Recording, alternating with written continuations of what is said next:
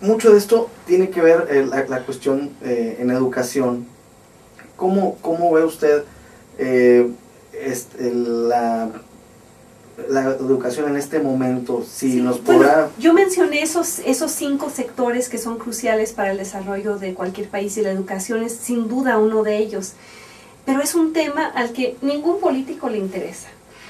Hasta el presidente mismo está más centrado en sacar la reforma fiscal y en sacar la reforma a las pensiones del ISSSTE que en impulsar una verdadera revolución educativa, y como resultado pues el promedio de educación de los mexicanos es de 8 años.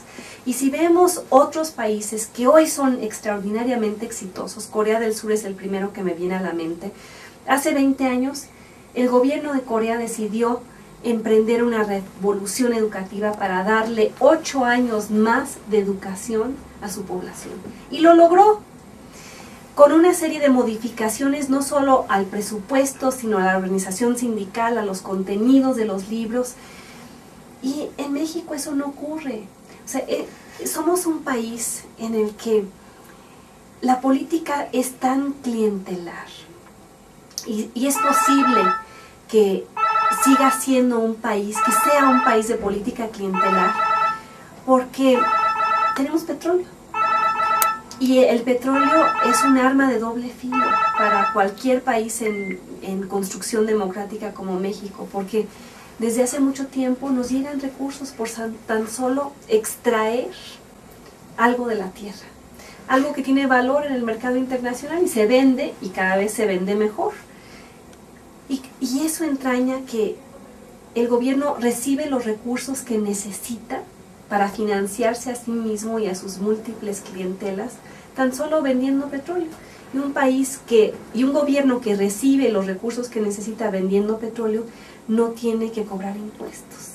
Y un gobierno que no cobra impuestos no tiene ningún incentivo para empoderar, para responderle a su población. Si uno va a Canadá, a Inglaterra, a Estados Unidos, con frecuencia escuchas a los políticos o a los ciudadanos hablar de taxpayer money, lo que yo he hecho con el dinero de los contribuyentes. Y los contribuyentes exigen que se les dé rendición de cuentas porque es su dinero.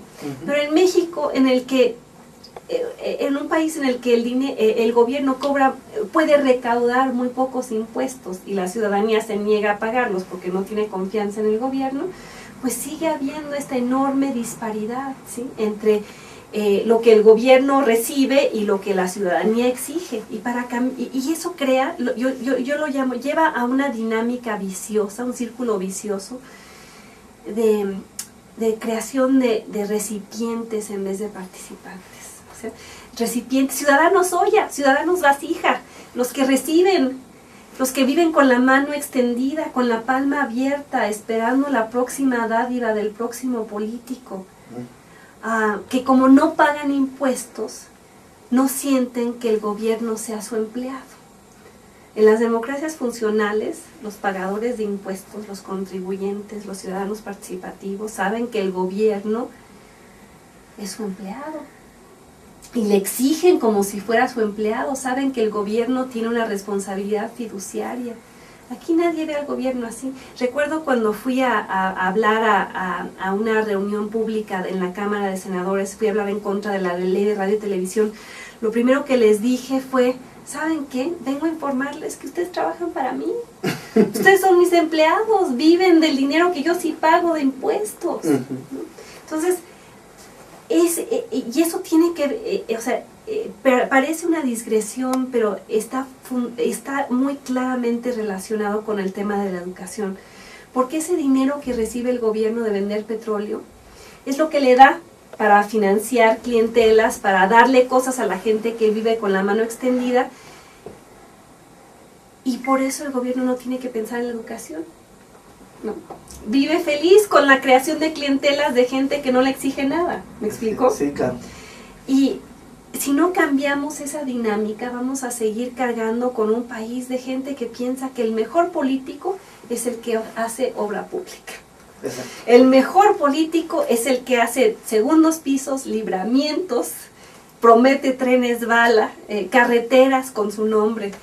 en lugar de entender que el mejor político en México sería el que se comprometiera hoy a darle 8 años más de educación básica a la población de este país.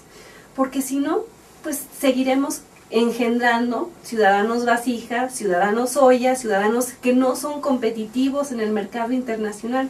Y el día que se nos acabe el petróleo, nos vamos a despertar y vamos a ver que no tenemos nada que ofrecerle a los mercados globales más que nuestros migrantes, ¿no? En este contexto, sabemos que hace mucha falta la preparación académica.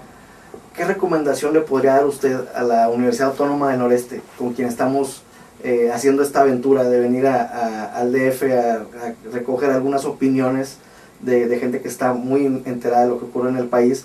Porque bueno, en base a sus opiniones queremos afrontar las cosas. Bueno, primero que nada entender, o sea, que son no solo ciudadanos mexicanos, sino ciudadanos globales.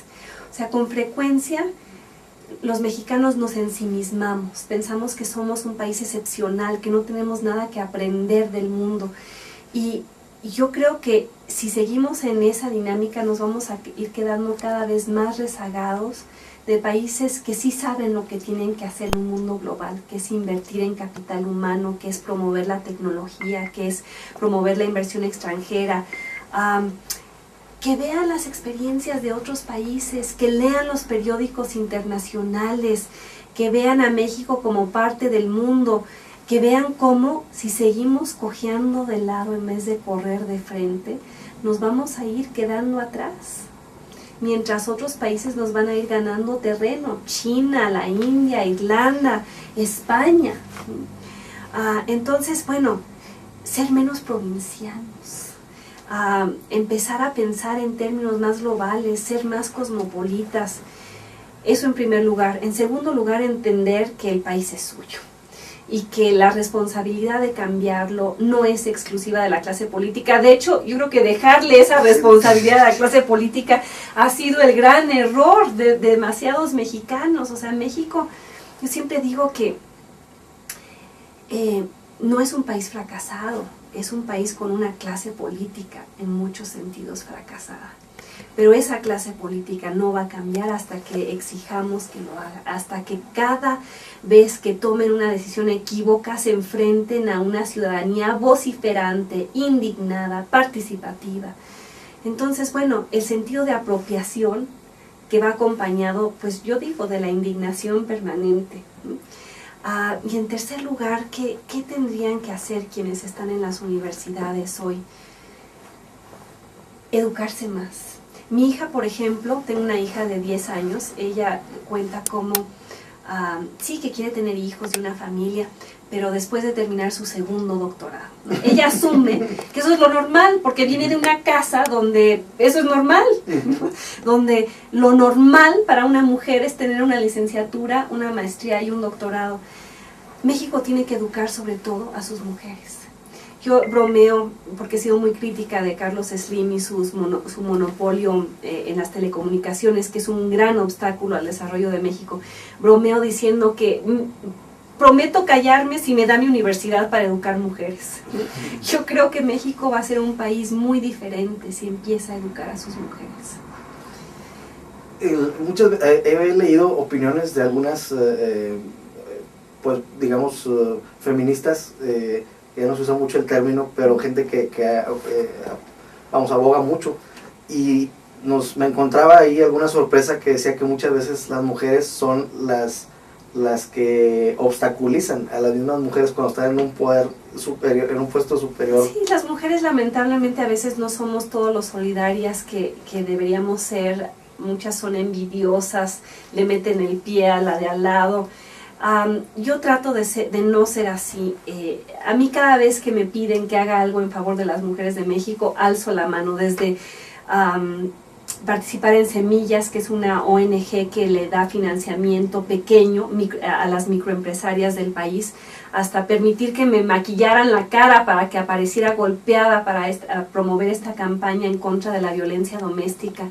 hasta editar este libro, Gritos y Susurros, Experiencias Intempestivas de 38 mujeres, para que mujeres prominentes de México le enseñaran a las demás cómo ha sido su vida y los obstáculos y los retos a los que se han tenido que enfrentar. Hay que educar a las mujeres para que apoyen a otras mujeres.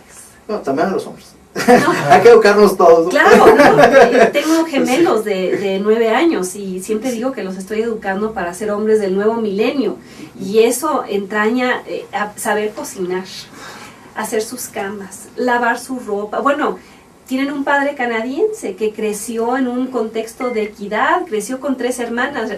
Me acuerdo que cuando me iba a casar con él, su madre me dijo: qué bueno que te vas a casar con él, porque te va a cuidar, te va a respetar. Tiene muy buenos dientes, y además creció con 3 hermanas, ya te lo domestiqué. Entonces, bueno, un hombre canadiense que viene a México, creo que está sentando el ejemplo para muchos de aquellos que lo miran.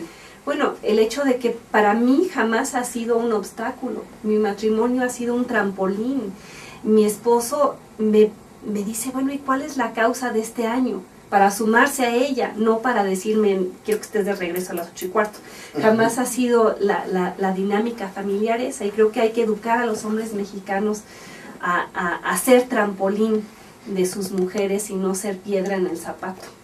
Pues muy bien, pues agradecemos mucho el tiempo que nos ha brindado, y pues bueno, ojalá no sea la primera vez que tengamos su visión, sus opiniones en Coahuila. Estamos haciendo un esfuerzo por tratar de oxigenar un poquito, por tratar de llevar a los estudiantes otras formas de comunicación, además de la lectura, que sabemos que a veces no se lee mucho. Entonces por eso estamos diversificando esto, y le agradecemos mucho. No, me parece muy bien. Suban la entrevista a YouTube, háganle, o sea, que se disemine a través de esos canales que los jóvenes ven, y ojalá constituya, como otras entrevistas, una sacudida y una llamada de atención a quienes presencian a su país, pero no son parte de él. Hay que volverse parte de él. Gracias.